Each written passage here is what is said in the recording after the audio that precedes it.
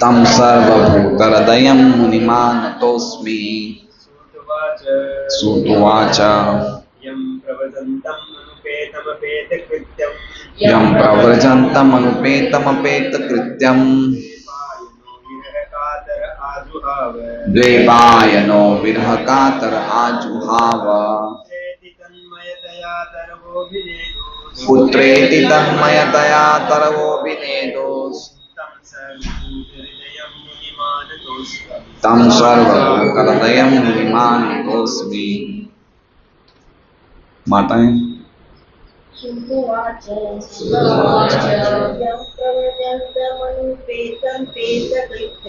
यं प्रव्रजन्तमनुपेतं पेतकृत्यं द्वैपायनो विरहकातर आजुहाव।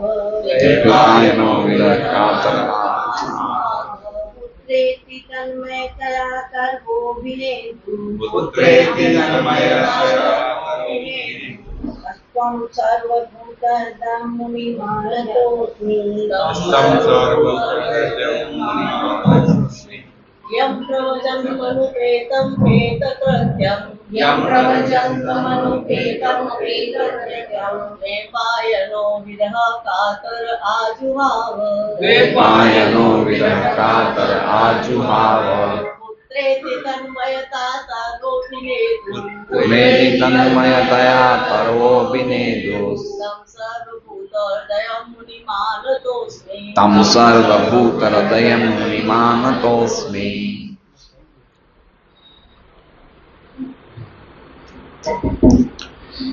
श्रील वेदव्यास कृत श्रीमद् भागवतम प्रथम स्कंद अध्याय द्वितीय श्लोक संख्या द्वितीय।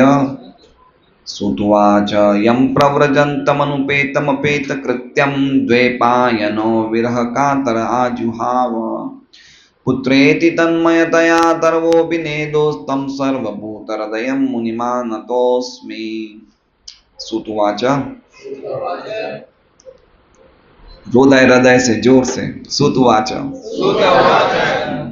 अब सही है। शील सूत गोस्वामी ने कहा यम जिसको प्रव्रजंतम संन्यास लेते समय अनुपेतम जनेऊ यज्ञोपवित संस्कार किए बिना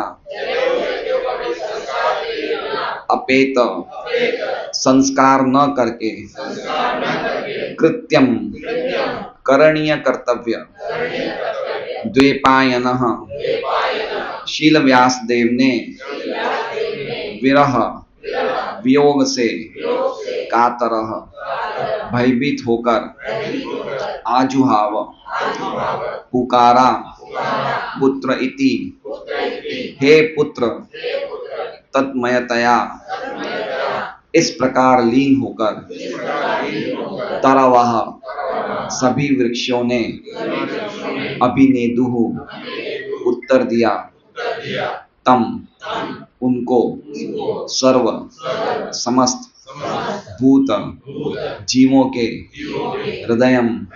हृदय मुनिम मुनि को आनतः अस्मि नमस्कार करता हूँ।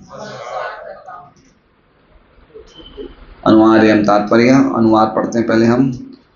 शील सूत गोस्वामी ने कहा, हे मैं उन महामुनि शील सुखदेव गोस्वामी को सादर नमस्कार करता हूँ जो सबके हृदय में प्रवेश करने में समर्थ हैं। जब वे यज्ञोपवित संस्कार अथवा उच्च जातियों द्वारा किए जाने वाले अनुष्ठानों को संपन्न किए बिना संन्यास ग्रहण करने चले गए तो उनके पिता शील व्यासदेव ने उनके वियोग के भय से आतुर होकर पुकारा, हे पुत्र। जो उस समय वैसे ही वियोग की भावना में लीन थे, उन्हें मात्र ऐसे वृक्षों ने शोकग्रस्त पिता के शब्दों का प्रतिध्वनि के रूप में उत्तर दिया। ओम अज्ञानतिमिरान्धस्य ज्ञानाञ्जनशलाकया चक्षुरुन्मीलितं येन तस्मै श्रीगुरुवे नमः। नाम शिष्टमनुमपि शचीपुत्रमत्र स्वरूपं रूपं तस्याग्रजमुरुपुरीं मातुरीं गोष्ठवाटीं राधाकुण्डं गिरिवरम् अहोराधिका माधवाशां प्राप्तो यस्य प्रतितकृपया श्रीगुरुं तं नतोऽस्मि वन्देऽहं श्रीगुरो श्रीयुतः पदकमलं श्रीगुरून् वैष्णवांश्च श्रीरूपं सागरजातं सहगण रघुनाथान्वितं तं सजीवं साद्वैतं सावधूतं परिजनसहितं कृष्ण चैतन्यदेवं श्री राधा कृष्ण पादान सहगण ललिता श्री विशाखान्वितांश्च गुरु वैष्णव भगवान तिने स्मरणाय विघ्न विनाशनाय स्वयं निजवांचित पूर्ण हरे कृष्णा कृष्णा कृष्णा हरे हरे हरे राम राम राम हरे हरे। सभी भक्तों का स्वागत है भागवतम कक्षा में। हर रोज नहीं रखना है, हफ्ते में एक ही दिन रखना है।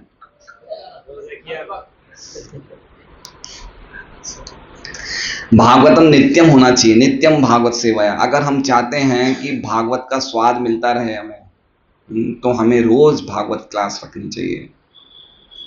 तो ऐसा स्वाद मिलेगा कि करोड़ों अरबों रुपए कमाने का भी स्वाद तुच्छ हो जाएगा। ये भागवतम का स्वाद है। मुहुर अहो रसिका भूवि भाव का, जो रसिक लोग होते हैं, जो मुक्त हो चुके हैं, वो भी भागवत के स्वाद को चखने के लिए उनके लालायित रहते हैं। ये स्वाद है भागवत का। एक्चुअली में हम तो भागवत पढ़ने के अधिकारी है ही नहीं। हमें पहले गीता पढ़ना चाहिए, है ना। गीता जी का विस्तारित विषय है भागवत। तो जब तक हम गीता जी को नहीं समझेंगे तब तक भागवत में प्रवेश नहीं है ना।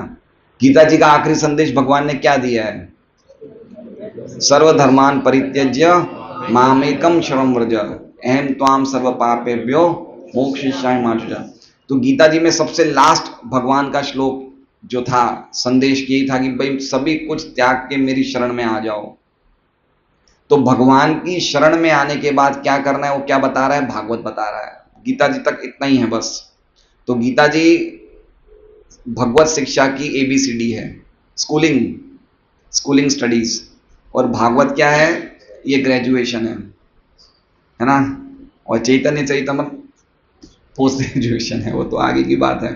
लेकिन मेन बात ये कि भागवत जो ग्रंथ है वो इतना अद्भुत ग्रंथ है कि वो प्रैक्टिकल एप्लीकेशन है।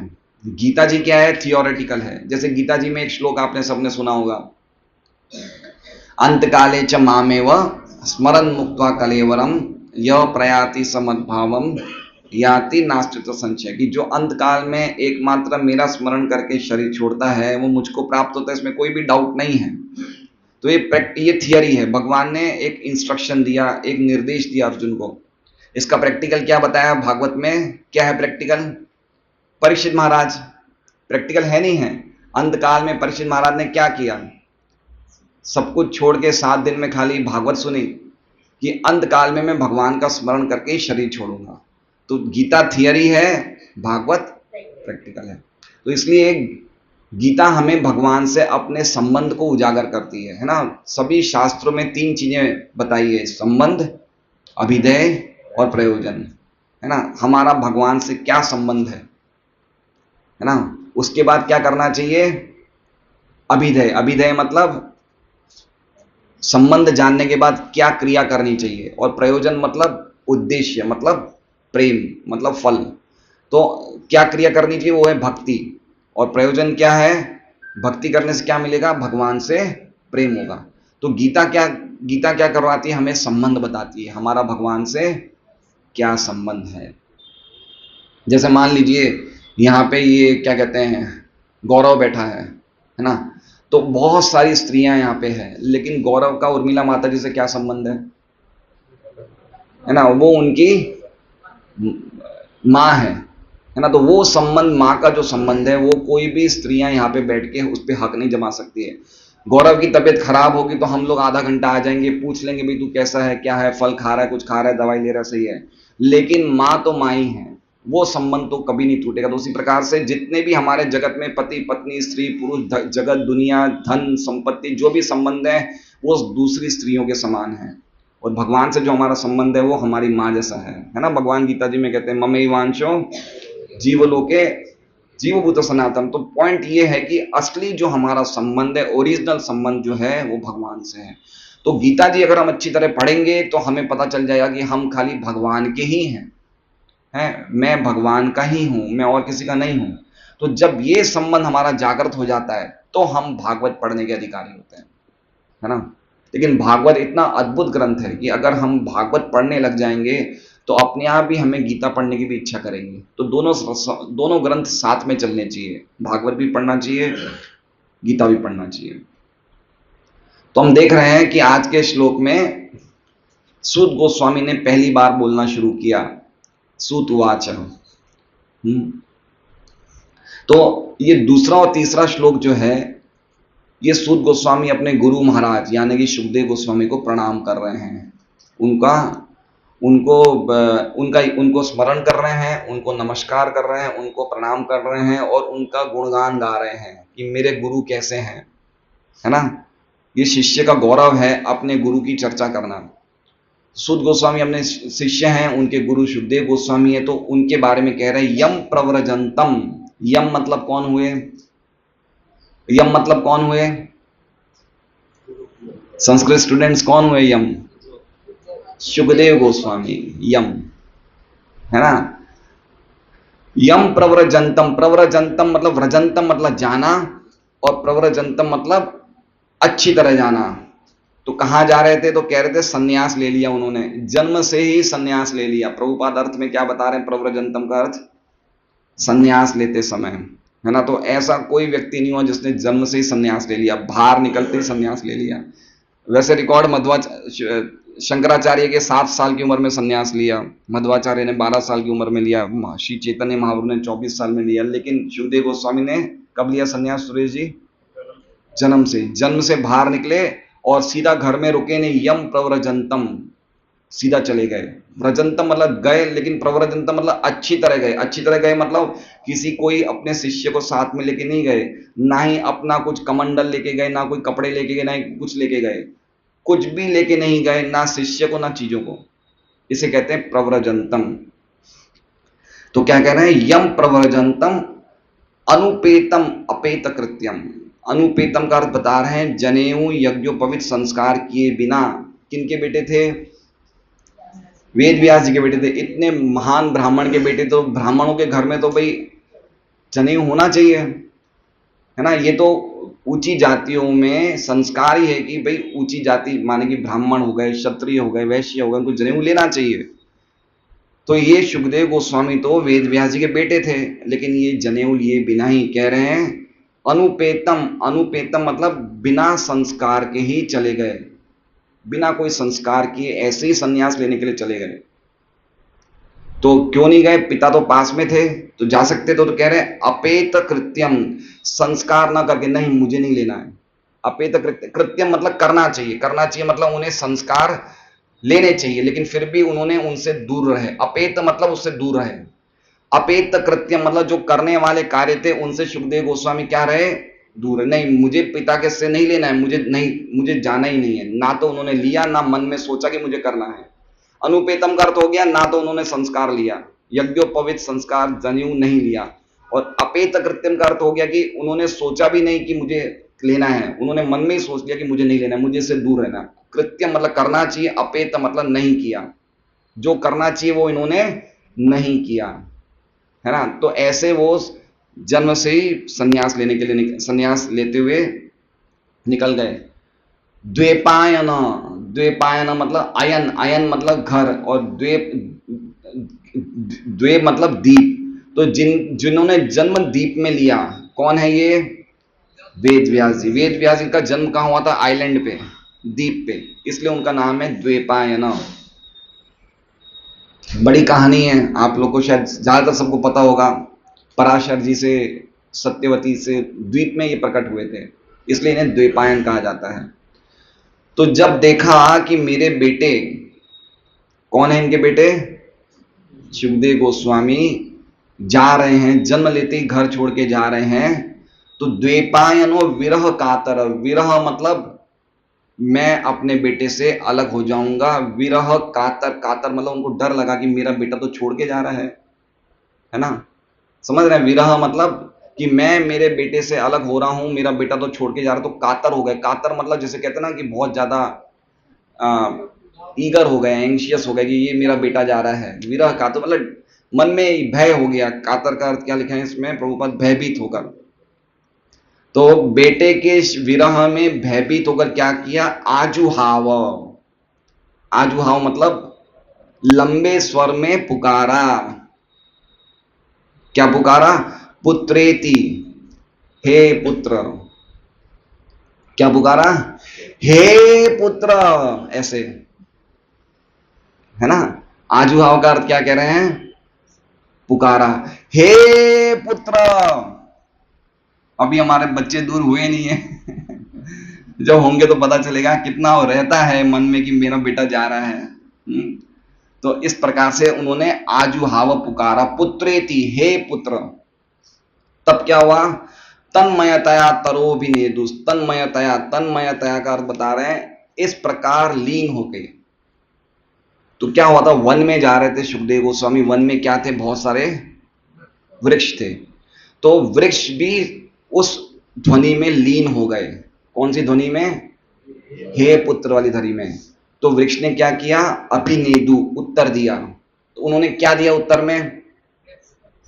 क्या दिया उत्तर में? सेम चीज दी, हे। ठीक है, अब मैं पहले व्यास जी की तरह जगह मैं बोलूंगा हे पुत्र, फिर आप लोग पीछे बोलना हे पुत्र। ठीक है, तो आप हो गए वृक्ष और मैं हो गया वेद व्यास जी। ठीक है, तो पहले मैं हे पुत्र बोलूंगा, फिर आप भी उसी स्टाइल में हे पुत्र बोलना। हे पुत्र, हे पुत्र। इसे कहते हैं इको हुआ तरो भी नेदुस। तो क्या हुआ? जब व्यास जी ने ऐसे पुकारा तो जितने भी वृक्ष थे उन्होंने भी पुकारा, अभिनेदु। ये क्या चक्कर है? ऐसे क्यों पुकारा? हम टीका में पढ़ेंगे हैं। तो अभिनेदु, तो जब व्यास जी ने पुकारा तब सभी वृक्षों ने भी उत्तर दिया। उत्तर दिया मतलब उन्होंने भी पुकारा, आवाज दी। फिर क्या हुआ? तम सर्वभूत हृदयम मुनिम आनतोस्मि। ऐसे ऐसे सुखदेव गोस्वामी सर्वभूत हृदय, वो खाली वृक्ष के अंदर ही नहीं थे, वो सभी भूतों के हृदय में हैं।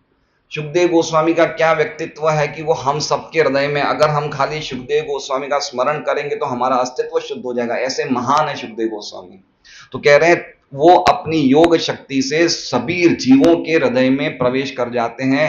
आनत अस्मि, ऐसे सुखदेव गोस्वामी को मैं आनत, आनत मतलब नमस्कार करता हूं। ये अपने गुरु का गुणगान गा रहे हैं। देखिए, मनुष्य जीवन प्राप्त करके अगर कोई जीवात्मा पर्टिकुलरली जिसने मनुष्य शरीर प्राप्त किया है, अगर वो गुरु स्वीकार नहीं करते तो अगला जीवन तो उन्हें मनुष्य नहीं मिलेगा।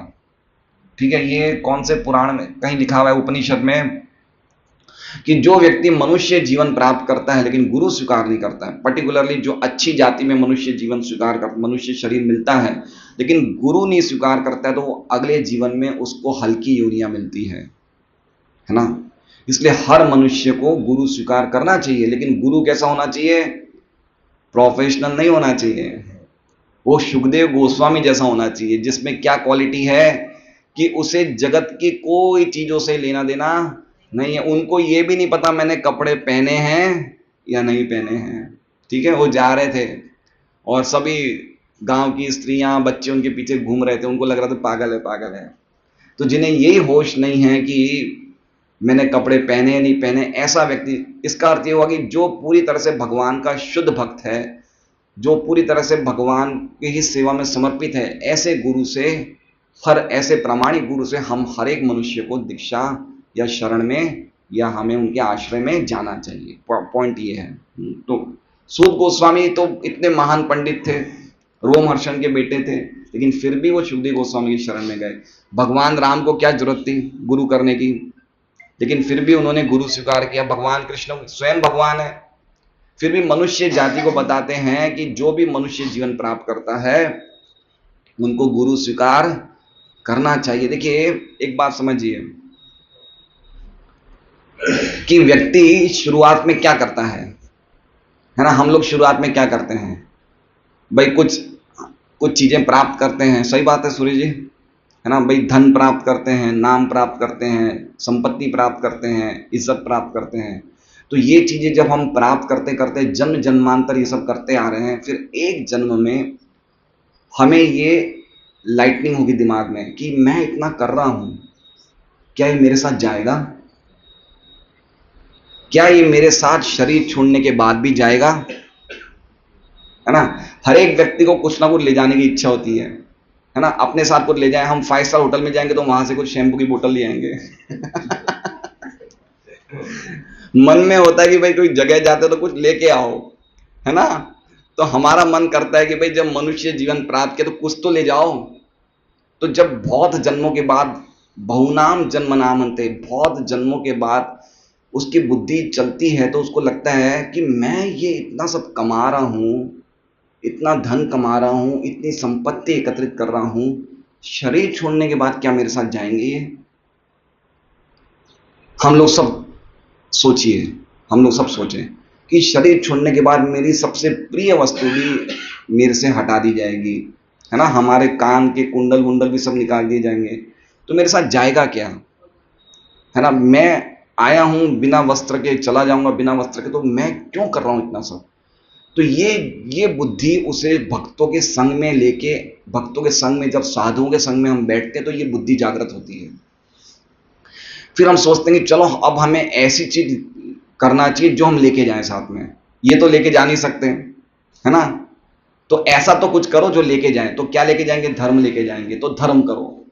तो व्यक्ति थोड़ा और बुद्धिशाली हो तो फिर पुण्य कार्य करता है, पुण्य ही पुण्य करता है कि पुण्य करूंगा तो कम से कम मुझे अच्छे लोक की प्राप्ति होगी। इसे कहते हैं पुण्य करना, है ना? लेकिन जब बुद्धि व्यक्ति और ज्यादा बुद्धिशाली होता है, सोचता है, क्या सोचता है वो, कि अगर मैं पुण्य करूंगा तो ये पुण्य भी क्षय हो जाएंगे आगे जाके। गीता जी में भगवान कहते हैं ना, तेतम भुक्त्वा स्वर्गलोकम विशालम क्षिणे पुण्य मर्त्य लोकम विशंति, कि बहुत ज्यादा पुण्य प्राप्त करके हमें विशाल स्वर्गलोक का सुख भी मिल जाएगा, लेकिन जब पुण्य क्षीण हो जाएंगे तो हम वापस इस जगत में आ जाएंगे। तो बुद्धिमान व्यक्ति क्या सोचेगा, तो पुण्य करने का भी लाभ क्या हुआ? लाखों साल वहां रहेंगे, स्वर्ग में वापस आ जाएंगे, तो अब कौन से काम करें? तो फिर वो विशेष पुण्य करता है। विशेष पुण्य क्या है? भगवान का नाम संकीर्तन, भगवान के बारे में सुनता है, भगवान के नामों का उच्चारण करता है। हरे कृष्णा कृष्णा कृष्णा हरे हरे, हरे राम राम राम हरे हरे। भक्तों का संग करना, भक्तों को घर में बुला के प्रसाद खिलाना, एकादशी व्रत करना, गीता पढ़ना, भागवत पढ़ना, ये विशेष पुण्य है। ये पुण्य कभी क्षय नहीं होते। सामान्य पुण्य क्षय हो जाते हैं। हमने एक रोड पे वृक्ष लगाया तो वृक्ष का पुण्य हमें जरूर मिलेगा। प्याऊ खोल दी, वृक्ष लगा दिया, अस्पताल में कुछ दान देते, पुण्य मिलेगा। लेकिन वो पुण्य क्या होगा? उसका कंप्लीट वो हो जाएगा, क्या कहते हैं, एग्जॉस्ट हो जाएगा, है ना? खत्म हो जाएगा उसका फल। लेकिन भगवान की भक्ति का पुण्य जो होता है वो कभी खत्म, वो अव्यय रहता है, वो हमारे अकाउंट में बढ़ता रहता है, बढ़ता रहता है। और जब वो इतना ज्यादा भर जाता है तो हम साक्षात भगवान के धाम को प्राप्त करते हैं। तो जब बहुत सारा बुद्धिशाली व्यक्ति हो जाता है, वो क्या करता है? वो खाली भगवान के संबंधित पुण्य कार्य करता है। और वो क्या सोचता है? अगले जन्म में मैं बहुत अच्छे घर में जन्म लूंगा, जिससे कि मैं भगवान की भक्ति वहां भी शुरू करूं। अब इससे भी बढ़कर एक बुद्धिशाली व्यक्ति है, वो क्या सोच रहा है कि मैं क्यों ना ऐसी भक्ति करूं कि मैं अगले जन्म में जन्म ही नहीं लूं।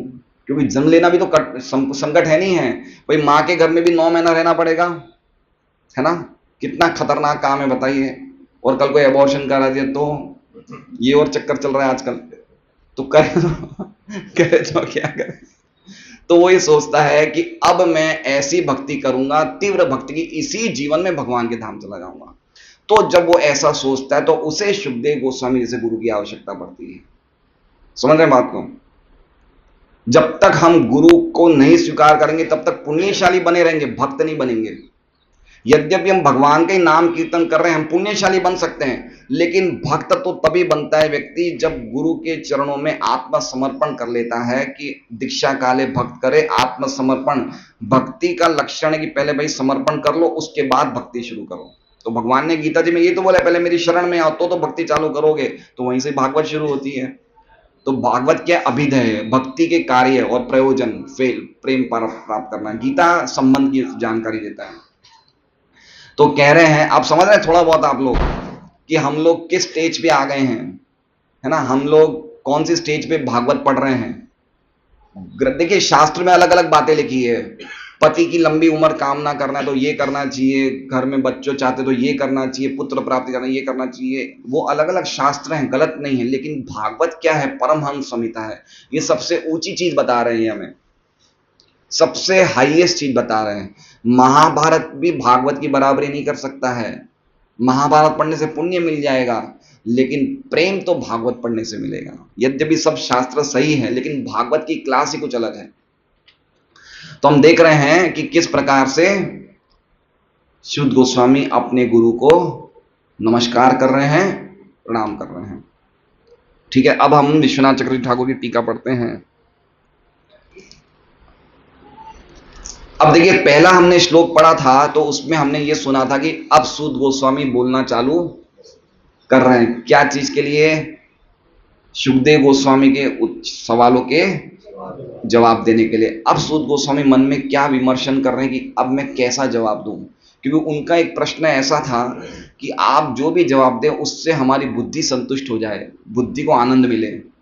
तब शुद्ध गोस्वामी सोच रहे हैं कि मैं क्या मैं बोलूं इनको कि उनकी बुद्धि तुष्ट हो जाए, इनको परम श्रेय भी बताना है, बुद्धि भी तुष्ट हो जाए। तो अभी हम तो क्या करते हैं ये भागवत की बुक है, भागवत की बुक खोलना शुरू कर दी।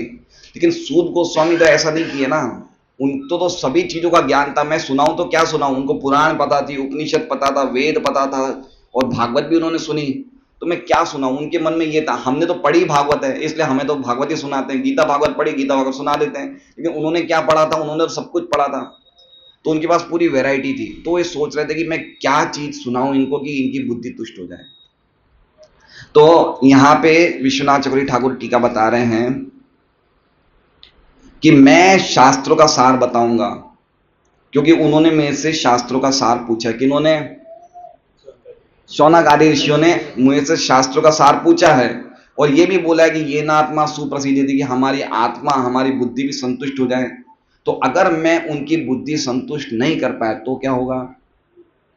कौन बोल रहे हैं? सूद गोस्वामी की। मुझे तो उनकी बुद्धि तुष्ट करनी पड़ेगी। 88,000 ऋषि है, मुझे कुछ जवाब बराबर देना पड़ेगा।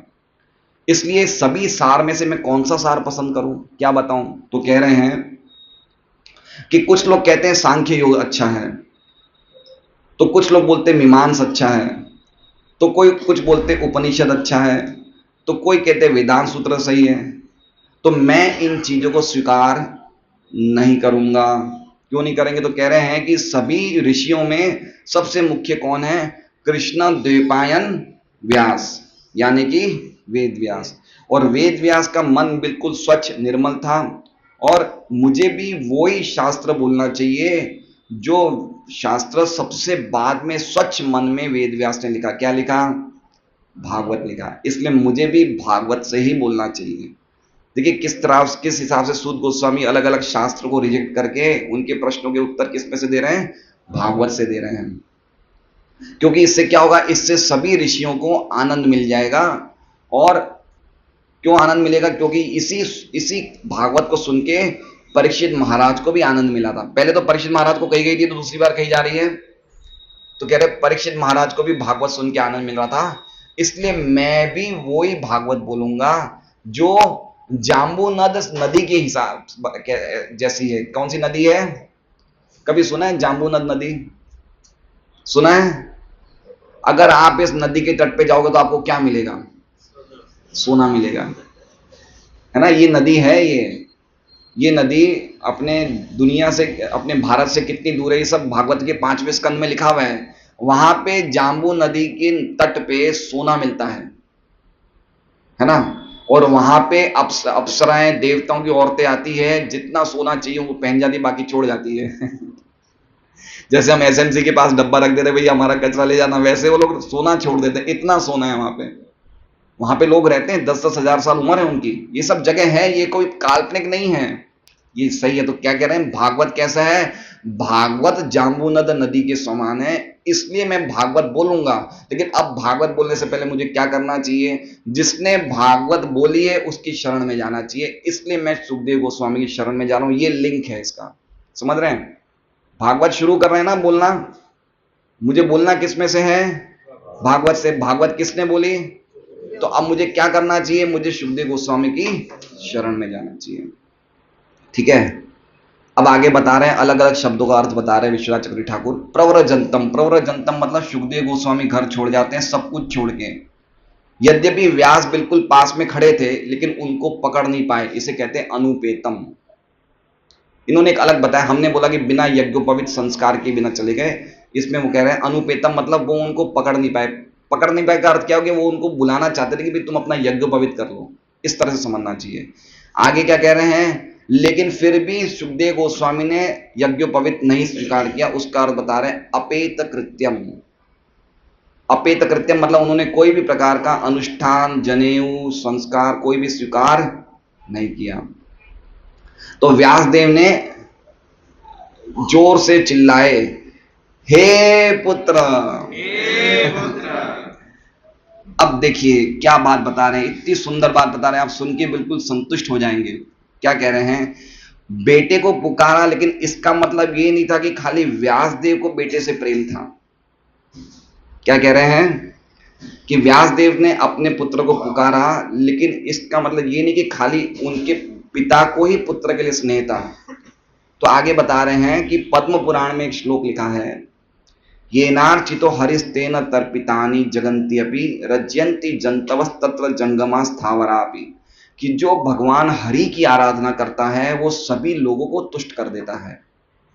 जितने भी स्थावर और जंगम, स्थावर मतलब रुकने वाले, जंगम मतलब चलने वाले, जैसे वृक्ष क्या है? स्थावर, कीट पक्षी हम लोग कौन है? जंगम। तो जितने भी स्थावर और जंगम है वो भगवान के भक्त के वश में आ जाते हैं। एक बार समझिए, जब कोई व्यक्ति शुद्ध भक्त होता है तो वो खाली अपना पिता का ही नहीं रहता, वो परिवार का हो जाता है, समाज का हो जाता है, देश का हो जाता है, पूरी मानवता का हो जाता है, यहां तक कि पक्षी पशुओं का हो जाता है। उसका अधिकार खाली उसके पिता का अधिकार खाली बेटे में, पूरे देश का अधिकार। एक शुद्ध भक्त होने से सभी लोग उसको प्रेम करते हैं, ये शुद्ध भक्त की क्वालिफिकेशन है। तो इसमें बता रहे हैं कि ऐसा नहीं था कि खाली वेद व्यास जी को प्रेम था, उन वृक्षों को भी सुखदेव गोस्वामी से प्रेम हो गया। इसलिए जैसे वेद व्यास ने बोला हे पुत्र, तो वृक्षों ने क्या कहा? हे पुत्र। तो वो भी अपने सुखदेव गोस्वामी को बेटे की तरह, क्योंकि सुखदेव गोस्वामी थे ही ऐसे, जिन्होंने सुखदेव गोस्वामी को देखा उनको सुखदेव गोस्वामी से प्रेम हो गया। और इस बात को बताते हुए क्या करें? तन्मयतया, तन्मय हो जाना। तन्मय हो जाना मतलब बता रहे हैं, उसका अर्थ बता रहे हैं कि जब व्यक्ति किसी चीज से आसक्त हो जाता है तो उसे क्या कहते हैं? तन्मय। उसमें मय, तन मतलब उसमें, मय मतलब हो गए, वैसा ही हो गया। जैसे कोई व्यक्ति स्त्री से आसक्त होता है तो उसे क्या बोलते हैं? स्त्रीमय। तो इसी प्रकार से वृक्ष किससे आसक्त हो गए? सुखदेव गोस्वामी से, इसलिए वो क्या हो गए? तन्मय। जैसे भगवान की मूर्ति मंदिर में सबको आकर्षित करती है, उसी प्रकार से जो भगवान के शुद्ध भक्त होते हैं वो सबको आकर्षित करते। तो वेद व्यास जी खाली आकर्षित नहीं है, वो पेड़ भी आकर्षित हो गए। इसलिए वेद व्यास जी की आवाज को पेड़ों ने रिस्पॉन्ड किया हे पुत्र बोल के, कि हे बेटा रुक जाओ। क्या बोला वृक्षों ने? रुक जाओ, तुम्हारे पिता बोल रहे हैं, हम भी बोल रहे हैं, तुम रुक जाओ। ये अब देखिए अब क्या बोल रहे हैं आगे। वेद व्यास जी तो इतने बड़े ऋषि हैं, तो उनको बेटे से आसक्ति क्यों है? समझ रहे हैं बात को? अरे साक्षात भगवान के अवतार है वेद व्यास जी, जिन्होंने सभी ग्रंथ लिखे हैं, तो बेटे से आसक्ति क्यों है? बेटे से तो आसक्ति नहीं होनी चाहिए। वो संन्यास जा रहा था, वो तो लोगों का कल्याण करने जा रहा था, तो बेटे से क्यों आसक्ति हुई? अब उसका जवाब क्या दे रहे हैं? कह रहे हैं कि जब किसी व्यक्ति को शुद्ध भक्तों से आसक्ति हो जाती तो वो आसक्ति नहीं मानी जाती, वो प्रेम माना जाता है। बहुत ही अद्भुत बात है ये। भागवतम में एक श्लोक है, प्रसंगम अजरम पाशम आत्मना कवयो विदु स एव साधुषु कृतो मोक्ष द्वारम अपाव्रतम। इसका अर्थ क्या है कि जो हमारी आसक्ति, हमारी पत्नी, हमारे बच्चे, हमारे धन, हमारे परिवार, हमारे समाज से होती है, वो बंधन का कारण होती है। लेकिन वो ही अगर हमारी आसक्ति भगवान के शुद्ध भक्तों से हो जाए तो वो मोक्ष का कारण बन जाती है। तो जो वेद व्यास जी की सुखदेव गोस्वामी के लिए आसक्ति थी, वो आसक्ति हमारी जैसी आसक्ति नहीं थी। वो कोई भ्रम में नहीं थे, वो कोई मोह में नहीं थे, लेकिन चूंकि उनके बेटे परम भागवत थे तो उनकी आसक्ति बिल्कुल, जिसे कहते हैं, जायज थी, बिल्कुल सही थी, उसमें कोई भी अप्रामाणिकता नहीं थी। तो ऐसे हमें भक्तों से आसक्ति होनी चाहिए। भक्तों से आसक्ति हो जाएगी तो भगवान प्रसन्न हो जाएंगे। यस्य प्रसादात भगवत प्रसाद हो, ये बहुत इंपॉर्टेंट बात है। हमें लगता है आसक्ति मत रखो, हाँ नहीं रखनी चाहिए, लेकिन भगवान के शुद्ध भक्तों से रखनी चाहिए, क्योंकि वही हमें भगवान का दरवाजा बताते हैं। महत सेवाम द्वारम आहुर विमुक्ति, जो हम भक्तों की सेवा करते हैं उससे हमारे विमुक्ति के द्वार, मोक्ष के द्वार खुल जाते हैं। तो वो चीज विश्वनाथ चक्रवर्ती ठाकुर बता रहे हैं। अब देखिए एक और अर्थ बता रहे हैं विश्वनाथ चक्रवर्ती ठाकुर, अद्भुत बता रहे हैं। वो कह रहे हैं कि जैसे इन्होंने हे पुत्र बोला ना, इसका एक और अर्थ है।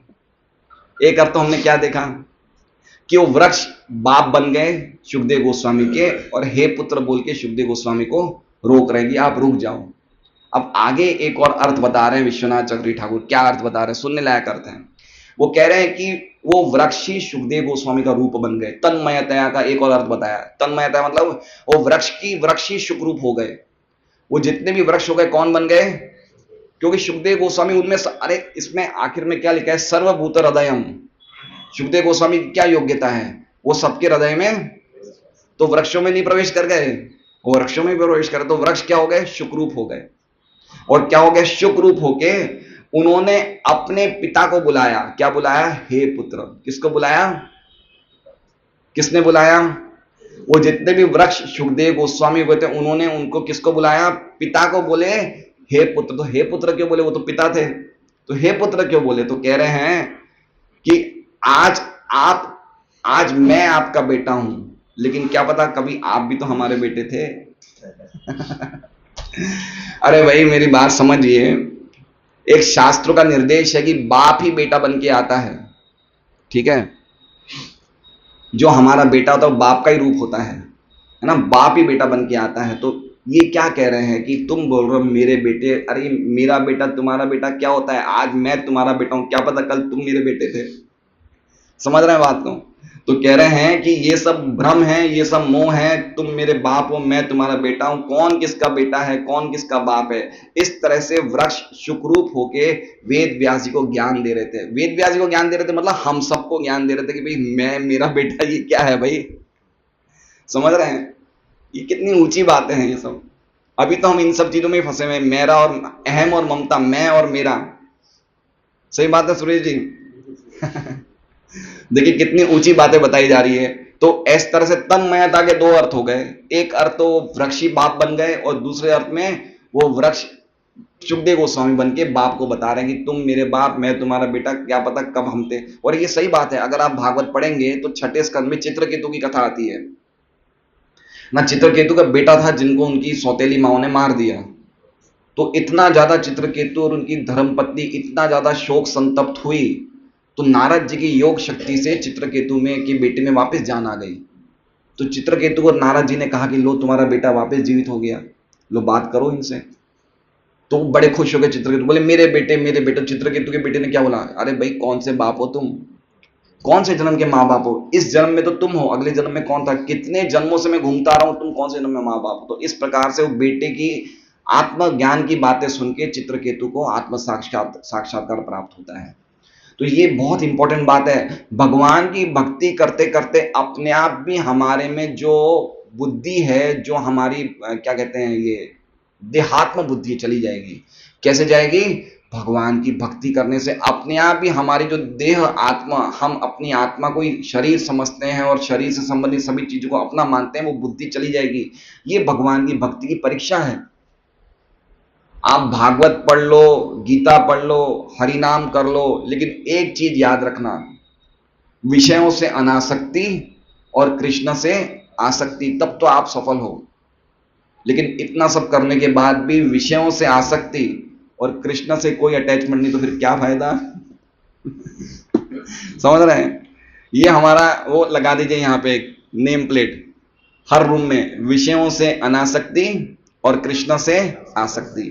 तो हमारी गीता, हमारी भागवत, हमारा हरि नाम, सबका टेस्ट क्या है, विषयों से अनासक्ति और कृष्ण से आसक्ति, है ना। तो कृष्ण से सब आसक्ति होगी, तब अपने आप ही हमारा जो देह में हमारी स्मृति है उसकी वो बंधन चला जाएगा। तो ये भागवत पढ़ने का फल है। अब ये कह रहे हैं आगे सुखदेव गोस्वामी की प्रीति को बताने के लिए कह रहे हैं कि सुखदेव गोस्वामी सभी जीवात्माओं के हृदय में प्रवेश कर जाते हैं अपनी योग शक्ति से। अब देखिए आगे क्या बता रहे हैं, क्या अद्भुत अर्थ बता रहे हैं। भागवत का तो एक एक शब्द अद्भुत है। क्या कह रहे हैं कि जब सुखदेव गोस्वामी सबके हृदय में घुस सकते हैं, तो मैं चाहता हूं कि वो मेरे हृदय में भी घुस के इस तरह से भागवत बोले कि इन सब ऋषियों का मन तुष्ट हो जाए।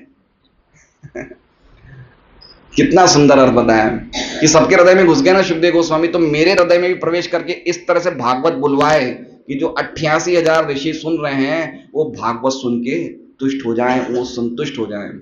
और आगे एक और बात बता रहे कि ये नियम है कि जब भी कोई भागवत पे प्रवचन दे तो उन्हें सुखदेव गोस्वामी पे इसी प्रकार से स्मरण करना चाहिए। ये विश्वनाथ चक्रवर्ती टीका है। कैसी लगी आप सबको टीका? अच्छी लगी है? अद्भुत टीका है। तो अब हम प्रभुपाद जी की टीका पढ़ते हैं। 8:45 बज गए। ठीक है, अभी हमारे पास समय है। तात्पर्य, अब ये प्रभुपाद जी जो तात्पर्य बता रहे हैं, ये सबसे पहले दो चीजों पे बता रहे हैं। कौन सी दो चीजों पे? अनुपेतन अपेच कृत्यम, कि हर एक व्यक्ति को, हम सुखदेव गोस्वामी नहीं है तो हमें तो यज्ञोपवीत करना लेना चाहिए, हमें अनुष्ठान करना चाहिए, हमें हर प्रकार का संस्कार करना चाहिए, हमारे लिए जरूरी है। सुखदेव गोस्वामी के लिए जरूरी नहीं है, वो तो महाभागवत है, वो तो परम वैष्णव है। लेकिन जो व्यक्ति उस लेवल पे नहीं है उसे सभी प्रकार के संस्कार करने चाहिए। वो बात पे प्रभुपाद तात्पर्य कह रहे हैं। वर्ण तथा आश्रम प्रथा में अनुयायियों द्वारा पालन करने हेतु अनेक कर्तव्य निर्दिष्ट किए गए हैं, है ना। वर्ण और आश्रम की, जब हम वर्णाश्रम धर्म में हैं तो हमें मनुष्य जीवन प्राप्त करके अनेक हमारी ड्यूटी है, हमें करना चाहिए। ऐसे कर्तव्य में निर्देश है कि वेदों का अध्ययन करने वाले जिज्ञासु को प्रामाणिक गुरु के पास जाकर अपने आप को शिष्य के रूप में स्वीकार करने की प्रार्थना करनी होती है ना। ऐसे शिष्य बना जाता है। पहले व्यक्ति क्या बनता है? गुरु का शिष्य बनता है। जो प्रामाणिक गुरु अथवा आचार्य से वेदों का अध्ययन करने हेतु सुयोग्य है। जनेऊ यज्ञोपवीत उसका प्रतीक है। तो यज्ञोपवीत किसका प्रतीक है? जो शिष्य गुरु के आश्रय में रह के शास्त्रों का अध्ययन करता है वो यज्ञोपवीत है। अभी हम देख रहे हैं यज्ञोपवीत एक 2 रुपए की डोरी हो गई है। व्यक्ति लिफ्ट चला रहा है, वो बोलता है मैं ब्राह्मण हूं, यज्ञोपवीत पकड़ के, जनेऊ पकड़ के। आप समझ रहे हैं? तो ये यज्ञोपवीत का बहुत बड़ा ये अपमान है। ये उसका एक सिंबल है, उसका एक लक्षण है कि जो यज्ञोपवीत धारण किया है उसका काम गुरु के आश्रम में रह के शास्त्रों का अध्ययन करना है। श्री सुखदेव गोस्वामी ने ये संस्कार नहीं किए। अनुपेतम क्यों नहीं किए? क्योंकि वे जन्म से ही मुक्तात्मा है, उनको जरूरत ही नहीं है। भाई आप अगर कॉलेज में आ गए तो आप सेकंड स्टैंडर्ड में जाओगे क्या? नहीं जाओगे। तो ऑलरेडी उस स्टेज पे पहुंच गए तो उन्हें यज्ञोपवीत की जरूरत ही नहीं है। अब आगे देखिए प्रभुपाद क्या बता रहे हैं कि हम मनुष्यों को क्या करना चाहिए। सामान्य रूप से मनुष्य साधारण जीव के रूप में जन्म लेता है और शुद्धिकरण संस्कारों के द्वारा उसका दोबारा जन्म होता है।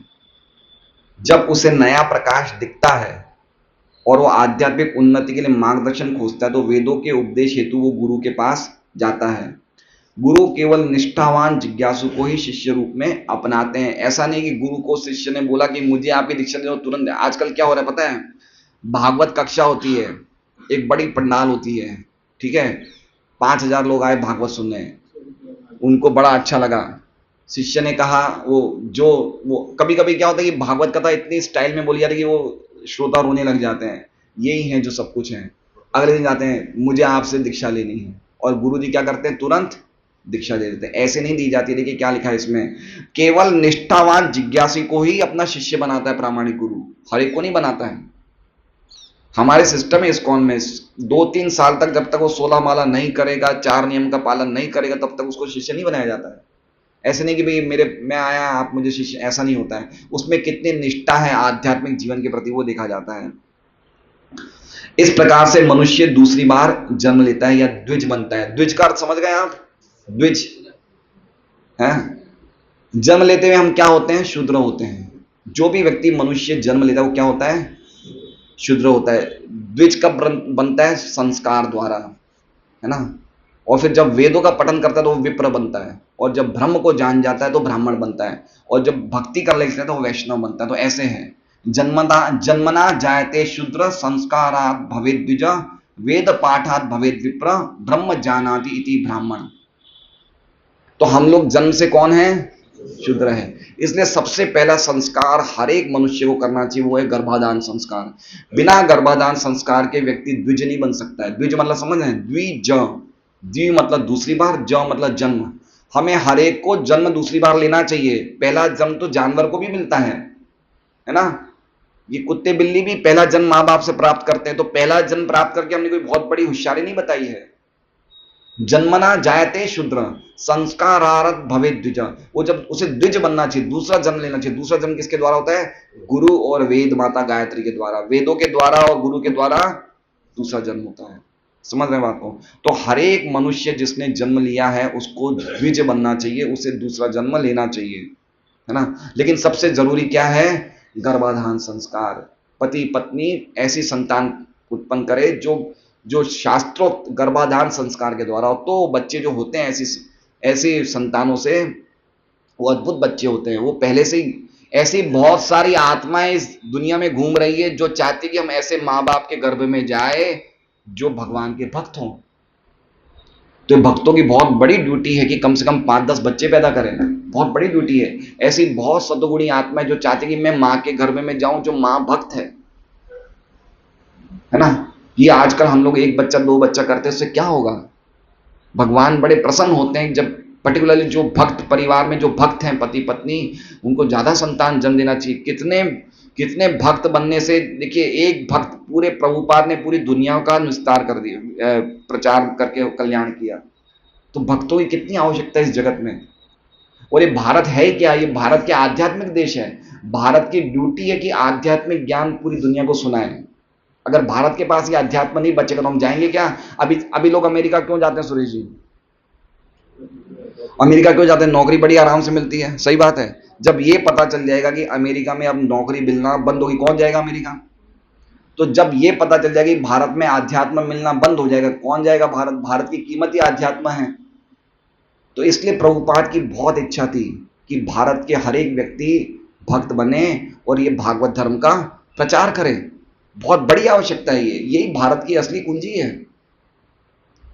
तो इस बात पे कह रहे हैं, द्विज बनने के पश्चात वो वेदों का अध्ययन करता है और वेदों में पटु होने पर वो विप्र बनता है। विप्र या योग्य ब्राह्मण परम ब्रह्म का साक्षात्कार करता है और तब तक आध्यात्मिक जीवन में उन्नति करता रहता है जब तक वो वैष्णव अवस्था तक। देखिए अब समझ रहे हैं? जानवर, मनुष्य, द्विज, विप्र, ब्राह्मण, वैष्णव। तो सबसे हाईएस्ट पोजीशन क्या है? वैष्णव, भगवान का शुद्ध भक्त बनना सबसे हाईएस्ट स्थिति है। तो यहां तक हमें पहुंचना है। और कैसे पहुंच सकते हैं? चैतन्य महाप्रभु ने क्या बताया है? हरे कृष्णा कृष्णा कृष्णा हरे हरे, हरे राम राम राम हरे। देख रहे हैं आप चैतन्य महाप्रभु ने क्या किया? हरेर नाम केवलम। कलयुग में खाली नाम के अलावा कोई उपाय नहीं है। क्योंकि कौन संस्कार करा रहा है भाई? किसने गर्भाधान संस्कार किया? किसने कौन से संस्कार किए? कोई नहीं किए। हम तो जन्म से क्या, हम तो अभी तक शूद्र ही थे। हम क्या थे? हम कभी द्विज नहीं बने, कभी विप्र नहीं बने, कभी ब्राह्मण नहीं बने। लेकिन चैतन्य महाप्रभु की कृपा से वो व्यक्ति भी वैष्णव बन रहे हैं जिनका कोई बैकग्राउंड नहीं था, है ना? देख रहे हैं आप कितनी शक्ति है नाम के प्रभाव से, हम क्या नहीं कर सकते हैं। इसलिए मेरा निवेदन है कि हर व्यक्ति को श्री चैतन्य महाप्रभु की कृपा प्राप्त करने के लिए ये महामंत्र का रोज कम से कम 16 माला तो करना ही चाहिए। श्री चैतन्य महाप्रभु की कृपा मिलती है हमें और अपने आप ही हमारा शुद्धिकरण हो जाता है। हम अपने आप ही ब्राह्मण, जो वैष्णव बन जाता है वो ब्राह्मण बन जाता है। ब्राह्मण बनने का मतलब जरूरी नहीं वैष्णव बन गया, लेकिन जो वैष्णव है वो ऑलरेडी ब्राह्मण है। वैष्णव अवस्था किसी ब्राह्मण के लिए स्नातकोत्तर अवस्था है। प्रगतिशील ब्राह्मण को निश्चित रूप से वैष्णव बनना चाहिए, क्योंकि वैष्णव ही स्वरूप से विद्वान ब्राह्मण होता है। ये उसी बात पे सब बता रहे हैं। अनुपेत अपेत कृत्यम, उसी शब्द पे प्रभुपाद पूरी टीका लिखे कि सुखदेव गोस्वामी पहले से ही वैष्णव थे, उनको ये सब चीजों की जरूरत ही नहीं थी। उस पर लिखी जा रही है टीका। श्री सुखदेव गोस्वामी प्रारंभ से वैष्णव थे, अतः उन्हें वर्णाश्रम धर्म के संस्कारों की कोई आवश्यकता न थी। आप समझ रहे हैं बात को? 2 व्यक्तियों को वर्णाश्रम धर्म के संस्कारों की आवश्यकता नहीं है। पहला कौन है? जो महाभागवत है, जैसे शिवदेव गोस्वामी। दूसरा कौन है आप बताएंगे? वर्णाश्रम धर्म का परम लक्ष्य साधारण मनुष्य को भगवान के शुद्ध भक्त या वैष्णव में बदलना है। अतः जो व्यक्ति उत्तम अधिकारी वैष्णव द्वारा स्वीकृत किए जाने पर वैष्णव बन जाता है, चाहे उसका जन्म या पूर्व कर्म कैसे भी रहे हो, उसे भी ब्राह्मण माना जाता है। आप समझ गए बात को? पहला व्यक्ति कौन है? जो पहले से ही महाभागवत है। दूसरा कौन है? चाहे उसका पूर्व जन्म कुछ भी हो। समझ रहे सुरेश जी? चाहे पिछला जीवन वो डाकू, बदमाश, गुंडा कुछ भी हो, लेकिन अगर कोई शुद्ध भक्त की शरण में आ जाए तो वो भी ब्राह्मण बन जाता है, चाहे उसका बैकग्राउंड कुछ भी हो। ऐसा नहीं कि वो पिछले जीवन में, अरे इसी जीवन में उसने कितने गलत काम किए, लेकिन अब वो कैसे बन गया है? अजामिल है। पॉइंट ये है कि कभी भी कोई भक्त बन जाए तो उसकी पास्ट हिस्ट्री को खरीदना नहीं चाहिए। पॉइंट ये है, जैसे मान लीजिए कि रामकृष्ण प्रभु अभी वैष्णव हैं, अब मैं इन्हें बोलूं कि अरे यार जाने दो ना, 15 साल पहले शराब पीते थे मेरे साथ, ये बहुत बड़ा अपराध है। अगर मैंने कोई भी भक्त की पुरानी हिस्ट्री को, अब वो कुछ भी था, अभी वो वैष्णव है, बस खत्म हो गई बात। क्यों? क्योंकि वो भगवान के द्वारा स्वीकारा गया है, भगवान ने उसे भक्त बना दिया। तो अब गीता जी में भगवान कहते हैं अपि चेत सुदुराचारो भजते माम, जो सुदुराचारी से सुदुराचारी व्यक्ति हो लेकिन वो मेरा भजन करता है तो उसे साधु ही मानना चाहिए, अगर नहीं माना तो मेरे से दंड मिलेगा। तो ये बता रहे हैं वैष्णव की स्थिति क्या है। तो पहला तो किसको जरूरत नहीं है? संस्कारों को, महाभागवत को। दूसरा, अगर कोई उस महाभारत ने किसी पागल व्यक्ति को, गिरे से गिरे व्यक्ति को भी शरण में ले लिया तो वो भी भागवत हो गया, वो भी भक्त हो गया। तो ऐसा हुआ नहीं हुआ? प्रभुपाद जी ने क्या किया? यही तो किया। अमेरिका गए हिप्पी लोग थे, वो तो उनको यही नहीं पता कैसे निमटना चाहिए, कैसे पेशाब जाना चाहिए, कैसे लेटरिन, उनको इतनी चीजों को पता नहीं था। उनको शरण में लिया, वो क्या बन गए? वो बताइए, वो भक्त बन गए नहीं बन गए? तो ये महाभागवत की शक्ति होती है। वो एक व्यक्ति पूरी दुनिया को भक्त बना सकता है। ये महाभागवत की, ये परम भक्तों की ये शक्ति होती है। सुखदेव गोस्वामी जैसे व्यक्तियों की शक्ति होती है। श्री चैतन्य महाप्रभु ने इस सिद्धांत को स्वीकार किया था और श्री हरिदास ठाकुर को नामाचार्य बनाया था। अब उदाहरण दे रहे प्रभुपाद जी, नामाचार्य कौन है? हरिदास ठाकुर। कौन से घर में जन्म लिए? मुसलमान घर में। लेकिन चैतन्य महाप्रभु ने ये नहीं देखा मुसलमान है तो ये कैसे नाम ले रहे? नहीं, वो नाम ले रहा है, भगवान का भक्त है, इसलिए उनको नामाचार्य बनाया। क्यों नामाचार्य बनाया? 3 लाख नाम रोज लेते थे। कितने नाम? 192 माला। अभी 16 माला में ऊपर नीचे हो जाते हैं। 16 × 12 192 माला रोज करते थे, तो उनको नामाचार्य की वो पदवी दे दी। यद्यपि हरिदास ठाकुर का जन्म एक मुसलमान परिवार में हुआ था, निष्कर्ष ये है कि श्री सुखदेव गोस्वामी जन्म से ही वैष्णव थे, अतः वह ब्राह्मणत्व में समन्वित थे। ब्राह्मणत्व से समन्वित थे मतलब ऑलरेडी वो ब्राह्मण थे, तो उनको यज्ञोपवीत की आवश्यकता नहीं थी। उन्हें किसी प्रकार के संस्कार करने की आवश्यकता न थी। कोई भी निम्न कुल में, अब ये ध्यान से सुनिए क्या लिख रहे हैं आगे, कोई भी निम्न कुल में उत्पन्न व्यक्ति, चाहे वो किरात हो, हूण हो, आंध्र, पुलिंद, पुलकश, आबिर, शुंभ, यवन, खस, अभी जो भी नाम लिए ना, ये अलग अलग देशों के नाम है। कोई अफगानिस्तान का है, कोई मंगोलिया का है, कोई ग्रीस का है। ये सब संस्कृत के नाम है, भागवत का श्लोक है ये। किरात, हुणांध्र, पुलिंद, पुलकशा, आबिर, शुंभा, यवना, खसाद है। यन्य च पापा यदपाश्रयाश्रय शुद्ध्यंति तस्मै प्रभु विष्णवे नमः। कि कोई हल्की से हल्की जाति वाला व्यक्ति भी भगवान विष्णु की शरण में जाता है शुद्ध भक्त के द्वारा, तो उसका सभी पाप खत्म हो जाते हैं। तो ये सब जितने भी लिखे नाम, किरात, हूण, यवन, आबिर, ये सब अलग अलग देश हैं। कोई आंध्रा है, कोई चाइना है, कोई मंगोलिया है, कोई तिब्बत है, कोई अफगानिस्तान, जहाँ पे कोई भी प्रकार का वैदिक संस्कृति नहीं है, वहां के लोग भी अगर शुद्ध भक्त की शरण में जाते हैं वो भी भक्त बन जाते हैं। वैष्णव की, अरे इससे तो ये तो दूर की बात है, हाथी को भक्त बना दिया था रसिकानंद ने। एक हाथी को दीक्षा दी थी, उस हाथी का नाम रखा गोपाल, और वो हाथी भक्त बन गया। चैतन्य महाप्रभु ने झारखंड के जंगलों में पशु पक्षियों को हरि नाम करवाया। ये भक्तों की शक्ति होती है ना। शिवानंद सेन का कुत्ता भगवान के धाम चला गया, कुत्ते शरीर में भगवान के धाम चला गया, हरि राम कृष्ण हरि बोलते बोलते। तो भक्त को भगवान क्या दे देते हैं? पावर ऑफ अटॉर्नी दे देते हैं। वो ऐसे काम कर सकते हैं जो भगवान कर सकते हैं। इसलिए भक्तों की प्रसन्नता ही हमारे जीवन का उद्देश्य होना चाहिए। भक्तों को कभी नाराज नहीं करना चाहिए। प्रसाद के बाद इमरती खिलाइएगा।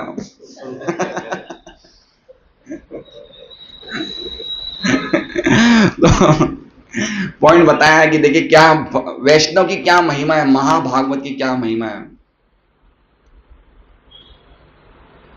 निम्न हो, वैष्णव की कृपा से उनका उद्धार हो जाता है और वो सर्वोच्च दिव्य पद को प्राप्त करता है। श्री सुखदेव गोस्वामी सूत गोस्वामी के गुरु थे, अतः वे नैमिषारण्य के मुनियों के प्रश्न के उत्तर देने के पूर्व अपने गुरु को नमस्कार करते हैं ना। तो तीसरा जो श्लोक होगा, जो अगली बार हम भगवान ने चाह तो लेंगे, तो उसमें भी गुण उनका सुखदेव गोस्वामी का गुणगान कर रहे हैं सूत गोस्वामी। हरे कृष्ण। श्रीमद् भागवतम की जय। वाञ्छकल्पतरुभ्यश्च कृपा सिन्धुभ्यो च पतितानां पावनेभ्यो वैष्णवेभ्यो नमो नमः।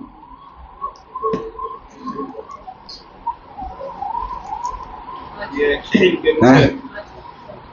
क्या प्रोग्राम है मुझे वो राधेश प्रभु को फिर उसने बुलाया है किनको? राधेश प्रभु को। राधेश प्रभु को कब? 18 में जो आपसे बात हाँ, हाँ, हाँ। राधेश प्रभु को बोला तो वो ऐसे सब बोल रहा था कि टाइम हो जा रहा है, भागवतम के लिए वो रेडी हो, भागवतम क्लास देखोगे कुछ सबको अनाउंस कर सकता है 18 को कहाँ होगी भागवतम क्लास? आपके घर पे? अच्छा, 18 कौन सा वार है? बुधवार। बुधवार। तो बुधवार पे एक और भागवतम क्लास का आयोजन है अनंत जगन्नाथ प्रभु के घर पे। पूजनीय राधेश प्रभु आएंगे क्लास देने। क्या टाइम रहा है? 8, ये 7:45। तो अपने ग्रुप में डाल देंगे। गुरुवार है क्या? हाँ, गुरुवार है। गुरुवार है, गुरुवार को क्लास रहेगी। आप सभी भक्त वहां पे सादर आमंत्रित हैं। हैप्पी रेसिडेंसी वेसू में टाइम यही रहेगा और हम लोग एड्रेस भेज देंगे, वहां पे ग्रुप में डाल देंगे। सब लोग ग्रुप में है क्या? रसम आलय ग्रुप में है? आप हैं आंटी? ठीक है, तो सब लोग जरूर से आइएगा। हरे कृष्णा।